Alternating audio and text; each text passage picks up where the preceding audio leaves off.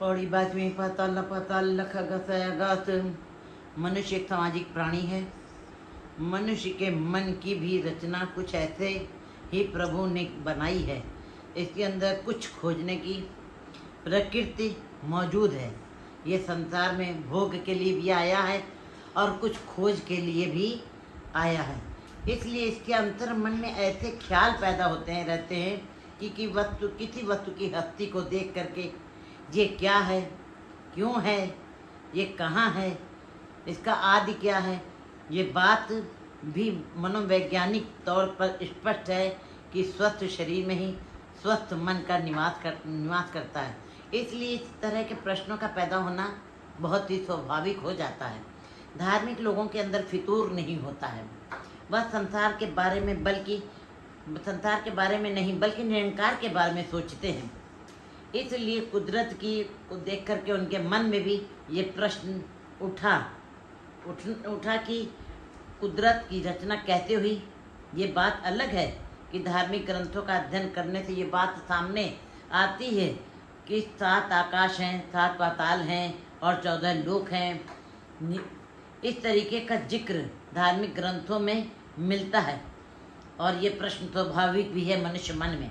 गुरु गोविंद सिंह महाराज की रचना में भी इसका जिक्र है। 14 लोक हैं, गुरु जी भी बता रहे हैं, 7 पाताल हैं, आकाश हैं, इसमें 2 दीप हैं, चंद्रमा और सूर्य।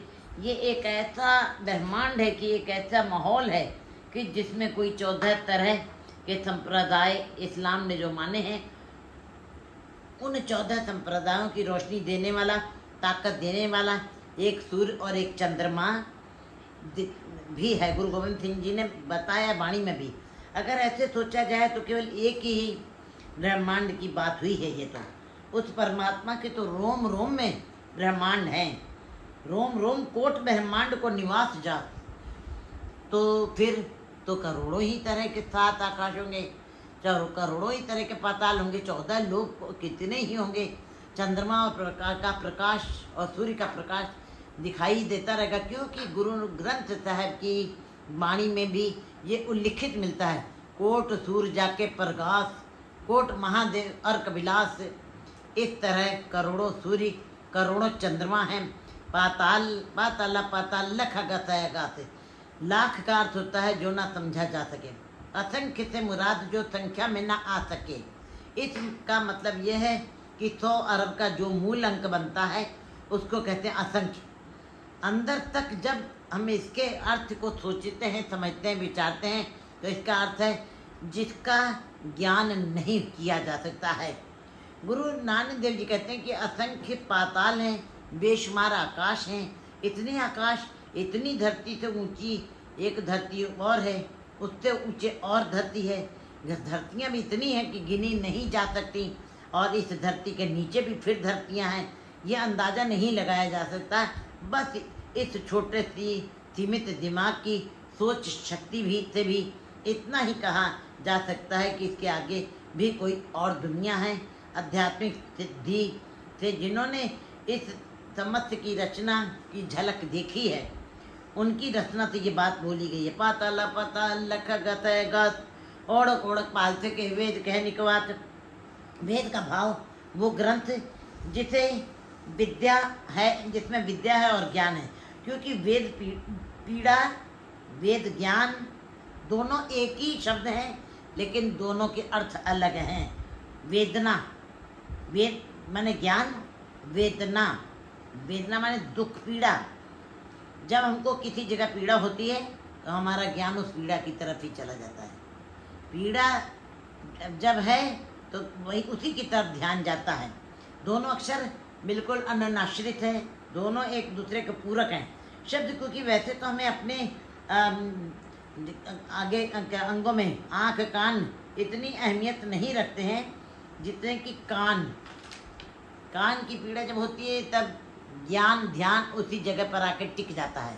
पीड़ा ले जाती है ध्यान वहीं पर, और कोई दूसरी बात समझ में भी नहीं आती है जब तक हमारे अंदर पीड़ा है।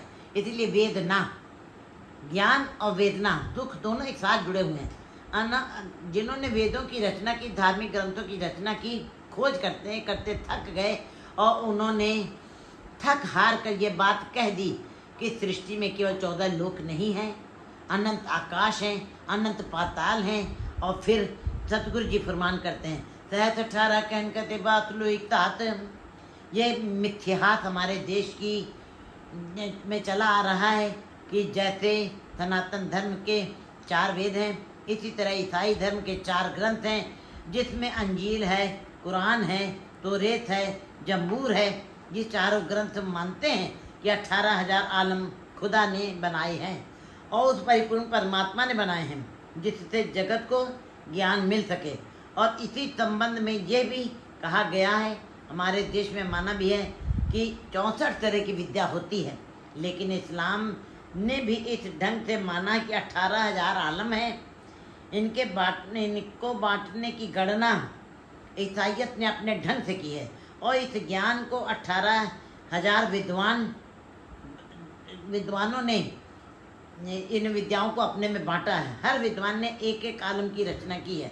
मतलब कि उसूलन बुनियादी ग्रंथ भी एक ही बात कह रहे हैं कि अनंत पाताल है और अनंत आकाश है, और उस कादर का अंत पाना बड़ा कठिन है, मगर उस कुदरत को नाप तौल पाना बड़ा ही कठिन है। गुरु जी बता, लेखा होए तल लिखी है। जब वो लेखे में नहीं आता, जब उसकी गिनती नहीं की जा सकती, जब वो गणना में नहीं आता, जब उसकी नाप तोल नहीं की जा सकती, तो कहते हैं मनुष्य की बुद्धि सीमित है, वह गणित शास्त्र का भी पूरा ज्ञाता नहीं है, और सारी इंद्रियों का ज्ञान भी सीमित है। हमारी आंखें बहुत दूर तक नहीं देख सकती। ज़्यादा दूर तक देखना है तो हमको फिर दूरबीन लगानी ही पड़ती है। उस असीमित का वर्णन करना इन छोटी सीमित इंद्रियों से असमर्थता जाहिर करता है। कहते हैं फिर कोई अधिकार नहीं रह जाता, और ना ही मनुष्य को कहना चाहिए कि मैंने गणना कर ली है, मैंने अंत पा लिया है। इसलिए लिखा ही नहीं गया, इसका लेखा लिखा ही नहीं गया। लेखा होए तब लिखिए, इसलिए लेखा कहीं मिलता नहीं धार्मिक ग्रंथों में। लिखा है होए विनाश, जो लेख में आ जाता है, वर्णन में आ जाता है, उसका नाश हो जाता है। जो पकड़ में आ जाता है वो बंदिश में आ जाता है। फिर वो असीमित नहीं रह जाता, वो सीमित हो जाता है, वो अनंत नहीं है। फिर यदि कुदरत को गिनने तो गिनती सत्य हो जाती है, क्योंकि असंख्य एक अंक है। असंख्य कहते हैं, फिर उसके आगे कोई गिनती संसार में नहीं रह जाती, जिसके आगे कोई संख्या नहीं रह जाती। असंख्य भी बार बार गिनती करने पे गुरु जी कहते हैं ये भी एक भार हो जाता है हमारे सिर, क्योंकि वो असंख्य से भी अलग है, उसकी गणना नहीं की जाती है। ऐसा गिनना भी दिमाग पर भार डालने के बराबर होगा।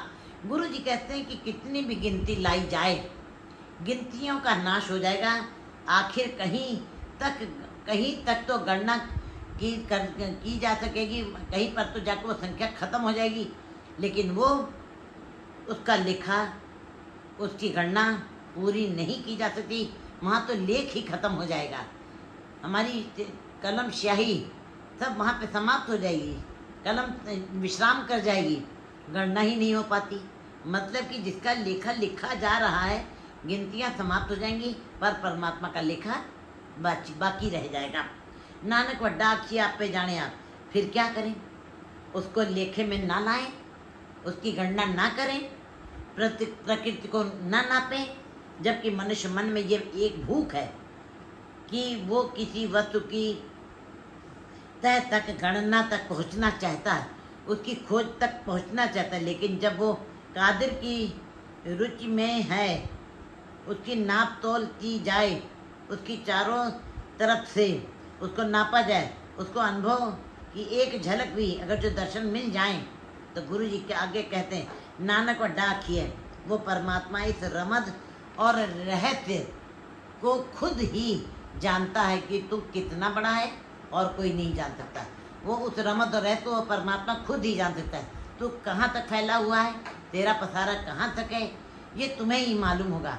इसलिए गुरु जी बता रहे हैं कि हे जीव, तू केवल नानक और डाकिए, हे बंदे, तू केवल उसे बड़ा बड़ा ही कह सकता है, तू बड़ा बड़ा ही कहता है। इतना बड़ा कहने से भी तुमको इस बात का एहसास होने लगेगा कि मैं भी बड़ा हो गया हूँ।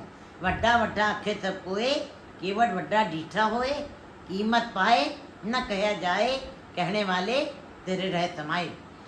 फिर कहते हैं कि मनुष्य के पास कोई बड़े होने का कोई प्रमाण नहीं है, कोई सटीक प्रत्यक्ष कोई उदाहरण नहीं दिखाई देता है, लेकिन ये बात भी उसने अपने को पूर्ण पूर्वजों से सुनी है। वो परमात्मा बहुत बड़ा है, बहुत बड़ा है, बहुत बड़ा है। उसको सुनते सुनते हम भी अपने मुख से यही बोलने लगते हैं। बस उसका गुणगान करते ही जीव को अपनी आखिरी मंजिल मिल जाती है और उसकी ज्योति परमात्मा में विलीन हो जाती है। भाव की कहने वाला भी बड़ा हो जाता है। वैसे बंदा केवल यही कह सकता है कि उसके पास शेष कहने के लिए यही रह जाता है कि वह परमात्मा कितना बड़ा है, ये तो किसी ने देखा नहीं। तब यही कहना बनता है कि हे प्रभु, तू जितना भी बड़ा है, तेरा चीरा जितना भी बड़ा है, कहते हैं आप पे जाने आप, तू खुद ही जानता है और कोई नहीं जानता। वाहिगुरु जी का खालसा, वाहिगुरु जी की फतेह।